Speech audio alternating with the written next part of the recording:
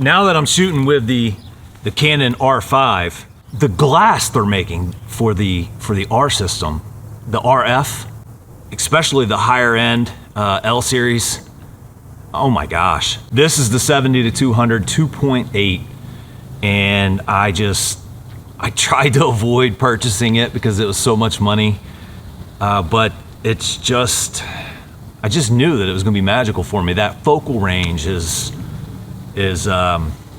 it's special for me. I've landed so many of my best shots, in my opinion, with the 70-200 focal range. And the fact that this is a 2.8 70-200, it allows you to get a much brighter image. You have to decide whether or not you think it's worth it. The durability, the performance, the weather sealing, the fact that you can pretty much drop them and they, you know, it's just like nothing ever happened for the most part. That's not to say every time it's going to be like that, but I've dropped more than my share of Canon lenses. Rather it's, you know, out here and on the grass. I even dropped one on concrete one time and it was fine. It fell about 2 foot. Canon just builds a durable product and it's tack sharp. It's a pound lighter than the predecessor, the EF series. I think it's 2.3 some pounds.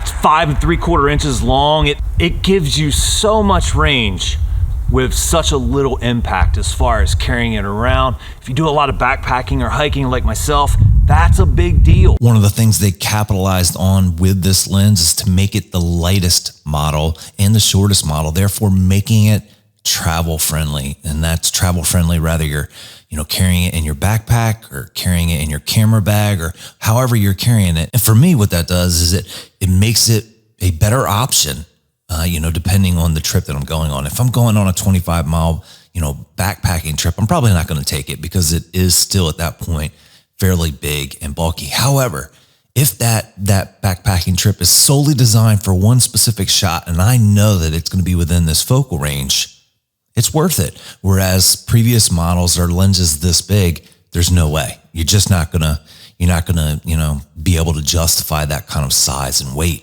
With the combination of those two, the 15-35 RF and then the RF 70-200, you can pretty much nail any shot you want to. You know, the difference between some of those lower end lenses and this guy, it's significant, but I don't think it's as significant as the price jump is going to be for you if your budget is, say, you know, $500 to $700 or so.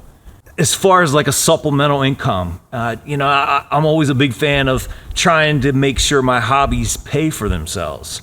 And you can do that with photography. And, you know, it allows you to take trips. It allows you to get out there and buy new gear. And if you can kind of grasp that idea, once your photography has started to kind of pay for itself, then I definitely would say that this lens is going to up your game quite a bit.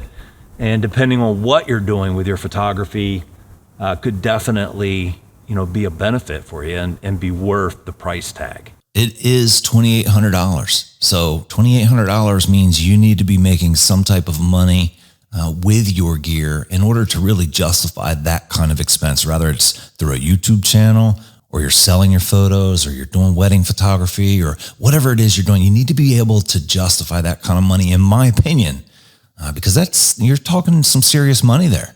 They've really upped their game with this. And like I said, if you fall within those parameters that I was suggesting to you, you may want to go rent one of these guys if you have a store nearby, or I think you can even do it through some of the online stores and try it out and do some comparisons for yourself for your work. You know, this isn't for macro stuff. I do want to put that out there.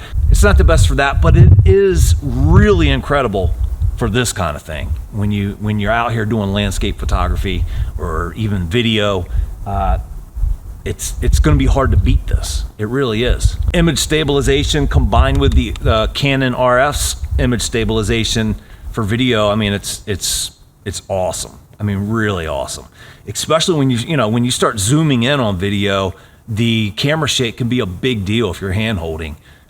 This does a really nice job of handling that wobble. Holds a filter size of 77 millimeters, so you probably already have some of those filters around. And you can see it's gotten phenomenal ratings. I think all products are going to have fluky circumstances like this, and services too, for that matter. Even the perfect service, there's always going to be a few that it just doesn't work out for. But I think you can see in general, I think most people are on the same side of the fence as I am. This is a great lens. It works really well. It's lightweight, compact as advertised, and it's a phenomenal addition to your camera gear.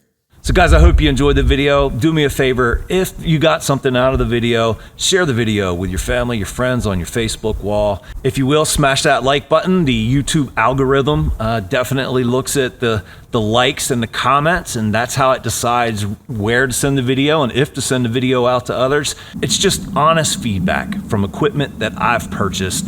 And I think that goes a long ways when it comes to being genuine about this stuff. You don't have to doubt that what I'm telling you are my true feelings, because if I spent $2,000-some on a lens and I felt like I got burnt, I'm gonna let you know about it.